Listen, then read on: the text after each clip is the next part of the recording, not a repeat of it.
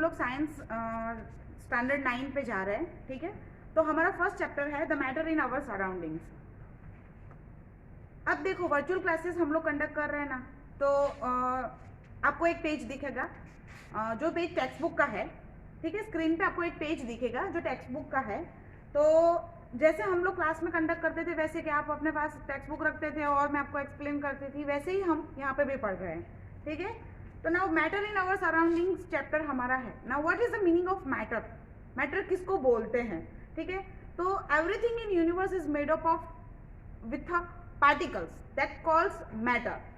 Scientist उसको बोलते हैं मैटर, ठीक है। जैसे हम लोग कौन सी चीज़ों की बात करते हैं, जैसे एयर हम जो ब्रीथ में ले रहे हैं वो, फूड जो हम खा रहे हैं वो, ठीक है ना। कोई भी चीज़ आपको, आप जहाँ पे भी बैठे हो आपको आसपास में बहुत सारी चीज़ें दिखेगी, चेयर, टेबल, सारी चीज़ें जो है वो किससे बनी होती है? मैटर से बनी होती है। तो मैटर कितने टाइप की होती है? Solid, liquid and gas. और एक 9th स्टैंडर्ड में एक और आपको न्यू स्टेप सीखने को मिलेगा, दैट इज प्लाज्मा, राइट। तो जो इंडियन फिलोसोफर है, इंडियन फिलोसोफर ऐसा मानते हैं कि कोई भी चीज़ होती है वो बेसिकली 5 फंडामेंटल एलिमेंट्स की बनी होती है। तो what is the 5 fundamental elements? Air, earth, fire, sky and water. जिसके लिए एक वर्ड उन लोगों ने यूज किया है इंडियन फिलोसोफर ने, दैट इज पंचतत्व। मतलब कि हर एक चीज जो है वो पंचतत्व की बनी होती है। तो एक गुजराती सेइंग्स भी है, आप लोगों ने सुनी होगी शायद, अगर नहीं सुनी होगी तो मम्मी पापा से पूछ लेना, they are aware about it, okay. माटीनो माणस माटीमां जईने मळवानो। तो what is that meaning of that sayings? देखो मैं ये सेइंग्स को आपको एक साइंटिफिक व्यू देती हूँ। तो साइंटिफिक व्यू क्या है इसका? क्या हम लोग मिट्टी के बने हैं? नहीं ना। तो क्यों ये सेइंग्स बोला गया है कि माटीनो माणस माटीमां जईने मळवानो?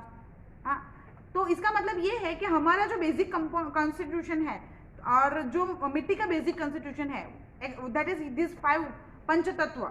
तो बेसिकली तो बेसिक कंपोजिशन जो है वो सिमिलर है, इसीलिए बोला गया है कि अल्टीमेटली देखो कोई भी रिलीजन में आप देखो, हिंदूज हो, क्रिश्चियंस हो, मुस्लिम्स हो, कोई भी हो, आफ्टर डिकम्पोजिशन, जैसे हमारे में फ्यूनरल होता है तो हम लोग क्या करते हैं, लास्ट में अस्थियां कहाँ पे विसर्जन करते हैं? पानी में विसर्जन करते हैं ना। तो बेसिक कंपोनेंट हमारा क्या है? वो ऐश है, जो कहाँ पे जाके मिल रहा है? मिट्टी में जाके मिल रहा है। अगर क्रिश्चियंस है, मुस्लिम्स है, तो उन लोगों का डिकम्पोजिशन के बाद थोड़ी देर के बाद वो लोग क्या करते हैं? बरीड करते हैं। थोड़ी दिन के बाद आप देखो उसमें से कुछ नहीं मिलेगा, कहाँ गया? बॉडी कहाँ गया? तो वो डिकम्पोज हो गया, अर्थ में मिल गया। मतलब the basic composition of earth and our self are similar. तो वो अल्टीमेटली कहाँ पे जाके मिल रहा है? अर्थ में जाके मिल रहा है। तो इसका मतलब ये है कि according to the Indian philosopher, everything is made up of the 5 basic fundamental element, that is air, earth, fire, sky and water, right. अब हम लोग मैटर की बात कर रहे हैं कि भाई मैटर जो है, तो उसकी हम लोग फिजिकल नेचर के बारे में पहले बात करते हैं। तो what is the physical nature? Physical nature means appearance. कोई भी मैटर का अपीयरेंस कैसा है? तो फर्स्ट पॉइंट उसमें है the matter is made up of particles. जैसे हम लोग कोई मकान की बात करते हैं ना, तो मकान जो है उसमें रूम्स होते हैं, रूम्स जो है उसमें वॉल होती है, वॉल जो है वो किससे बनी होती है? ब्रिक से बनी होती है। तो brick is the fundamental unit of that whole building, okay.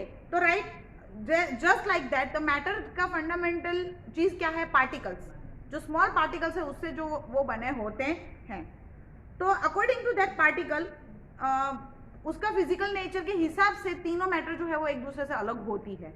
तो आपको पेज साइड में जो पेज दिख रहा है उसके अंदर देखो फिगर 1.1 है। तो उसमें क्या किया गया है? एक बीकर लिया गया है, उसमें वाटर लिया है, उसमें हम लोग small amount of salt we are adding, okay. उसके बाद we are stirring it, we are taking beaker and small quantity of water and then we are adding a small quantity of salt and we are stirring. तो क्या होगा? तो salt and water is mixing, okay, they mixed up. तो salt आपको दिखेगा नहीं, बाद में डिजोल्व हो जाएगा अंदर पानी में। तो कहाँ गया salt?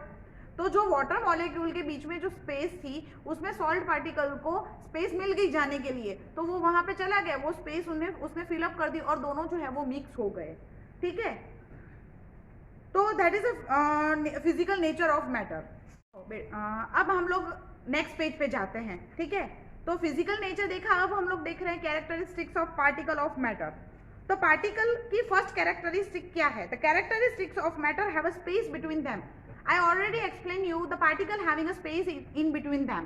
उन लोगों के पार्टिकल के बीच में क्या होती है, गैप होती है।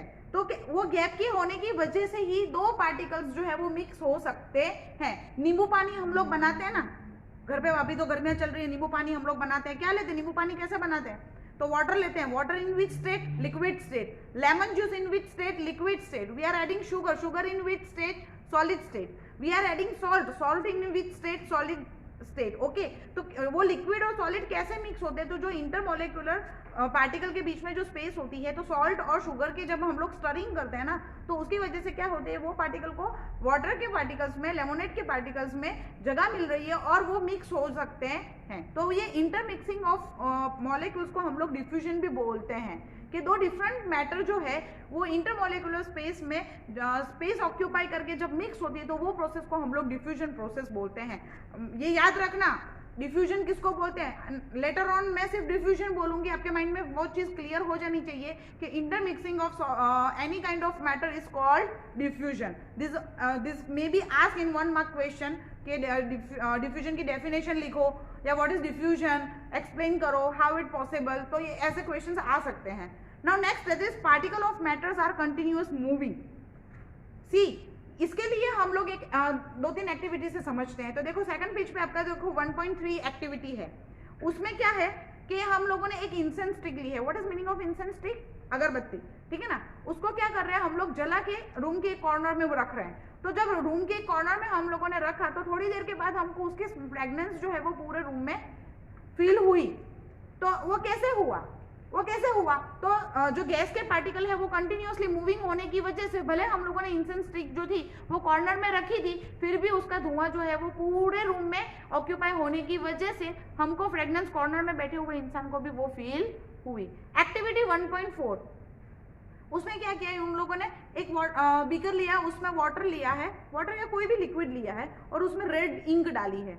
उन लोगों ने स्टर नहीं किया है, हमको क्या करना है, स्टरिंग नहीं करना है, मतलब उसको हिलाना नहीं है। फिर भी थोड़ी देर के बाद जो रेड इंक है वो पूरे लिक्विड में मिक्सअप हो जाती है। तो हाउ इट पॉसिबल, तो दैट मीन्स ये हमको प्रूव दे रहा है कि वाटर के पार्टिकल्स है वो भी एक मूविंग है।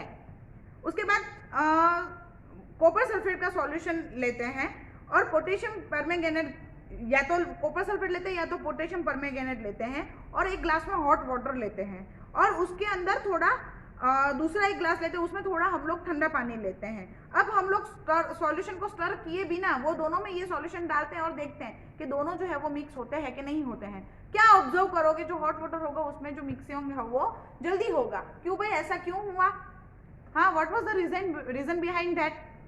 हाँ, तो ये चीज आपको देखनी है। पेज अपन देखते हैं, तो मैंने आपको ऑलरेडी बोला कि मैंने हॉट वाटर में वो इंक डाली है और कोल्ड वाटर में इंक डाली है, तो हॉट वाटर में वो इंक जो है वो जल्दी मिक्सअप हो गई। What was the reason behind that, क्या है रीजन, तो रीजन है पार्टिकल का मोशन। देखो मैं एक एग्जांपल आपको समझाती हूँ, इसको अच्छे से समझाने के लिए। आप 4-5 स्टूडेंट हो, मैंने एक रूम में आप लोगों को लॉक कर दिया, बाहर से मैंने लॉक कर दिया, आपको जाने का कोई भी रास्ता नहीं है। अब मैं क्या कर रही हूँ, बाहर से आग लगा देती हूँ, क्या करोगे आप, आग लगने की वजह से आप क्या करोगे, पैनिक हो जाओगे, तो आप अंदर क्या करने लगोगे, मूव करने लगोगे ना, मतलब कि पार्टिकल्स जो है वो हीटिंग की वजह से मोशन उसका स्पीड अप हो जाता है। अब नेक्स्ट, जब मोशन की बात आती है ना, तो नेक्स्ट टॉपिक दिमाग में आता है काइनेटिक एनर्जी का। एनर्जी मतलब energy associated with the motion, that is called kinetic energy.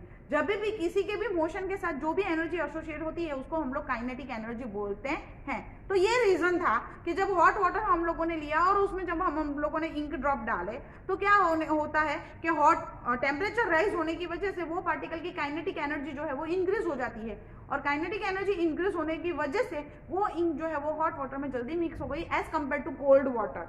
Means क्या हुआ कि टेम्परेचर बढ़ने की वजह से पार्टिकल की काइनेटिक एनर्जी बढ़ती है। काइनेटिक एनर्जी बढ़ती है तो क्या होता है कि जो मिक्सिंग, जो डिफ्यूजन है उसका रेट क्या हो जाता है, इंक्रीज होता है। मीन्स कि if we are increasing the temperature, the rate of diffusion will be increase. ये आपको याद रखना है, ठीक है। तो ये इंपॉर्टेंट टॉपिक है जो आपको दिमाग में रखना है। देखो हम अब बच्चों matter in surroundings chapter start किया है, ठीक है ना। तो हम लोग अब 4th पेज पे आ गए हैं टेक्स्ट बुक का। देखो 4th पेज जो है वहां पे बात कर रहे हैं अब हम क्या करेंगे, ईच एंड एवरी जो मैटर है उसके बारे में डिटेल में पढ़ेंगे, राइट। तो फर्स्ट स्टेट ऑफ मैटर है आपका सॉलिड स्टेट। हाँ, now we are going to in detail about the solid state. तो first there is the characteristic of solid state. किसको सॉलिड बोला जाता है? वैसे तो हमको पता है, लेकिन साइंटिफिकली लैंग्वेज में किसको आप लोग सॉलिड बोलोगे? तो उसकी कैरेक्टरिस्टिक्स क्या है? तो they have a definite shape. उसका शेप क्या होता है? फिक्स होता है। जैसे ये चौक है, ये सॉलिड शेप है, तो इसका शेप कैसा है? फिक्स है, सिलेंडर शेप दिख रहा है आपको, ठीक है। उसकी डिस्टिंक्ट बाउंड्रीज है। डिस्टिंक्ट बाउंड्रीज मतलब क्या होता है कि कोई भी चीज की बाउंड्री जो है वो डिफरेंट हमको पता चलती है। जैसे देखो, ये चौक का बॉक्स है आपका, तो ये बाउंड्री, ये बाउंड्री, ये बाउंड्री, सारी बाउंड्रीज जो है वो अलग है, डिफरेंट है, हम देख सकते हैं उसको। डिस्टिंक्ट बाउंड्रीज होती है और उसका फिक्स वॉल्यूम होता है। मतलब कि ये चौक जो है वो जितनी भी स्पेस जो है वो ऑक्यूपाई कर रहा है वो फिक्स है। मतलब solid have a definite shape, distinct boundaries and fix volume. ये चीज आपको याद रखनी है। It has a negligible compressibility. Now what is the meaning of compressibility? Compressibility मतलब a tendency to be compressed. Compress मतलब दबा सकना। देखो, ये आपका पोडियम है, ये सॉलिड है, इसको मैं दबा सकती हूँ। देखो, मतलब इसकी ये सॉलिड है, मतलब उसकी कंप्रेसिबिलिटी क्या है? नेग्लिजिबल है। Solid have a tendency to maintain their shape. वो कैसा होता है? इसको रिजिडिटी बोला जाता है कि रिजिड मतलब जिद्दी, नहीं मैं तो नहीं करूंगा ऐसा। मतलब सॉलिड जो है वो अपना शेप जो है वो चेंज करता नहीं है। तो रिजिड इन नेचर, हाँ, वो रिजिड इन नेचर होता है। मतलब जब आउटसाइड फोर्स उसको दिया जाता है, जैसे मैंने आपको बताया कि ये सॉलिड है, मैं इसको कंप्रेस कर रही हूँ, तो वो प्रेस नहीं हो रहा है, मतलब ये रिजिड नेचर है। इसकी कंप्रेसिबिलिटी है वो बहुत कम है जब उसको एक्सटर्नल फोर्स दिया जाता है तब। और अगर हम लोग ज्यादा फोर्स देंगे, अगर चलो कोई मोटा सा इंसान लाके इसको प्रेस करने के लिए बिठा देंगे, तो क्या हो जाएगा? ये टूट जाएगा। मतलब कि whenever we are increasing the force, तो वो टूट जाएगा, लेकिन अपना शेप जो है वो चेंज करेगा नहीं। मतलब वो रिजिड है, जिद्दी है, नहीं करूंगा मतलब नहीं करूंगा, वैसे। तो सॉलिड की सॉलिड की कैरेक्टरिस्टिक क्या हुई? शेप जो है वो फिक्स है, डिस्टिंक्ट बाउंड्रीज है, वॉल्यूम उसका फिक्स है, कंप्रेसिबिलिटी नेग्लिजिबल है, रिजिड इन नेचर है। जब एक्स्ट्रा फोर्स दिया जाता है तो वो टूट जाएगा, ब्रेक हो जाएगा, लेकिन वो अपना शेप चेंज करेगा नहीं। तो चलो इससे रिलेटेड जो कंफ्यूजिंग थोड़े टॉपिक्स है उसके बारे में बात करते हैं। तो देखो, आपको वहां पे 3 क्वेश्चन दिए हैं पेज नंबर 4 पे। तो देखो, what is about rubber band? It can be change its shape on stretching and it is solid. मतलब रबर जो है उसको जब हम लोग स्ट्रेच करते हैं तो वो अपना शेप चेंज करता है, तो क्या वो सॉलिड है? दूसरा क्वेश्चन है, what is about the sugar and salt? When it is kept in a jar they take a shape of the jar, they are solid. मतलब मैंने शुगर को किसी भी जार में, कोई मैंने स्क्वायर शेप का जार लिया, कोई मैंने राउंड शेप का जार लिया, तो उसने अपना शेप वो जार के हिसाब से ले लिया, तो क्या वो सॉलिड है? Third question, what is about the sponge? Sponge आपने देखा होगा, जो सॉलिड, वो सॉलिड है, yet we are able to compress it. मैंने आपको ऑलरेडी अभी बताया कि जो कैरेक्टरिस्टिक है कि वो शेप चेंज नहीं करता है, वो कंप्रेस नहीं हो सकता है। तो ये सारे जो मैंने 3 अभी क्वेश्चन आपको बताए, तो क्या वो सॉलिड में इंक्लूड है? तो उसके आंसर क्या है? देखो कि रबर जो है वो जब हम लोग उसके ऊपर फोर्स लगाते हैं, मतलब जब वी आर स्ट्रेचिंग इट, तो उसका शेप चेंज होता है, that get change its shape. लेकिन whenever the force is release, मैंने जैसे उसके ऊपर से फोर्स निकाल दिया तो वो रिगेन कर लेता है अपना शेप, फिर से वो जैसा था वैसा शेप में आ जाता है। और अगर मैंने फोर्स एक्स्ट्रा किया तो वो टूट जाएगा। मतलब हाँ कि वो सॉलिड है। द शेप, अब मैंने शुगर और सॉल्ट की बात की कि भाई कोई भी शेप के जार में मैं उसको डाल रही हूँ तो वो उसका शेप ले रहा है, तो क्या वो सॉलिड है? हाँ, लेकिन सॉलिड है कैसे? तो जो शेप इंडिविजुअल शुगर का जो क्रिस्टल है, मतलब मैं एक शुगर का दाना लूं और अगर मैं उसका शेप देखूं तो वो तो फिक्स है, मतलब क्या हाँ वो सॉलिड है। भले मैं मास ले रही हूँ, मास अपने हिसाब से शेप चेंज कर रहा है, लेकिन जो इंडिविजुअल क्रिस्टल है वो अपना शेप चेंज नहीं कर रहा है, इसीलिए शुगर और सॉल्ट जो है वो भी सॉलिड है। अब नेक्स्ट है स्पॉन्ज। स्पॉन्ज है वो कंप्रेस हो सकता है, तो कैसे कंप्रेस हो सकता है? तो स्पॉन्ज आप जब देखोगे तो मैग्नीफाइंग ग्लास से आप उसको देखो तो उसमें माइन्यूट होल्स होते हैं, दैट इज कॉल्ड पोर। मतलब छोटे छोटे जो होल होते हैं उसको हम लोग पोर बोलते हैं साइंस की लैंग्वेज में। तो that kind of material is known as a porous material, a substance having a pore in their structure, then that material known as a porous substance, right? तो जिसकी वजह से जो पोर होते हैं उसमें एयर ट्रैप्ड होती है, तो उसकी वजह से जब हम लोग उसको कंप्रेस करते हैं तो वो कंप्रेस हो सकता है, still it is a solid. Now next state that is liquid state. Solid के बारे में हम लोगों ने डिटेल में समझ लिया, अब लिक्विड स्टेट। तो लिक्विड स्टेट में क्या होता है? तो जैसे मैंने सॉलिड की कैरेक्टरिस्टिक बताई वैसे मैं लिक्विड की कैरेक्टरिस्टिक बता रही हूँ। देखो सॉलिड के साथ ही कंपेयर करते जाते हैं, सॉलिड का शेप फिक्स होता है, लिक्विड का शेप फिक्स होता नहीं है। सॉलिड जो है उसकी डिस्टिंक्ट बाउंड्रीज होती है, लिक्विड की डिस्टिंक्ट बाउंड्रीज नहीं होती है। सॉलिड के फिक्स वॉल्यूम होता है, लिक्विड का भी फिक्स वॉल्यूम होता है, लेकिन उसका शेप फिक्स होता नहीं है। आप जिस भी शेप के कंटेनर में लिक्विड को पोर करोगे वो उस शेप को ऑक्यूपाई कर लेगा। मतलब कि सॉलिड लिक्विड का शेप जो है वो फिक्स होता नहीं है, जबकि सॉलिड का शेप जो है वो फिक्स होता है। ओके, अब लिक्विड जो है सॉलिड के पास फ्लोइंग कैपेसिटी नहीं है। मैंने चौक यहाँ पे ये रख दिया, ये फ्लो हुआ क्या? नहीं हुआ ना। लेकिन अगर मैंने यहाँ पे मैं वाटर यहाँ पे पोर करूंगी तो वो सीधा वहां पे फ्लो हो जाएगा। मतलब कि liquid has a flowing capacity, right. मतलब जो लिक्विड है वो रिजिड सॉल्यूशन रिजिड नहीं है, it has a flowing capacity.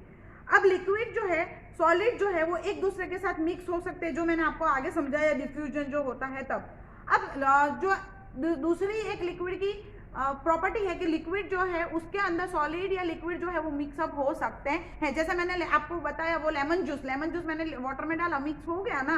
तो वैसे ही एक्वेटिक एनिमल जो है, जैसे हम लोग ब्रीथ करते हैं बाय मीन्स ऑफ नोज, तो एक्वेटिक एनिमल होते हैं जो ब्रीथ करते हैं बाय मीन्स ऑफ गिल्स। तो वो गिल्स से वो कैसे लेते हैं, बाहर तो निकलते नहीं है, वो गैस कैसे अवेलेबल हुआ? तो दैट मीन्स के gas is dissolved in water and they get the oxygen and carbon dioxide as per their requirement from the liquid, right? Means a solid can diffuse into the liquid, a gas can diffuse into the liquid, and liquid also can diffuse into the liquid, right? तो ये चीज आपको समझनी है। तो यही fundamental से aquatic animal जो है वो अपने यूजेज का जो गैसेस है, सर्वाइवल गैसेस जिसको बोलते हैं, ऑक्सीजन एंड कार्बन डाइऑक्साइड, वो सारे गैसेस जो है वो बाय मीन्स ऑफ लिक्विड जो है वो ट्रांसफर होते हैं। अब जैसे मैंने आपको बोला कि सॉलिड जो है वो रिजिड क्यों है, तो उसके पार्टिकल की अरेंजमेंट, सॉलिड के अंदर जो पार्टिकल का अरेंजमेंट होता है वो क्लोजली होता है, एक दूसरे के पास होते हैं वो लोग, जबकि लिक्विड में होता है ना वो समवॉट फार होता है एज कंपेयर टू सॉलिड। ये जो स्पेस, इंटरमॉलिक्यूलर स्पेस जो है वो सॉलिड में ज्यादा होती, इसीलिए उसका शेप फिक्स होता है, इसीलिए उसका वॉल्यूम फिक्स होता है, इसीलिए वो रिजिड होता है, इसीलिए वो लेस कंप्रेसिबल होता है।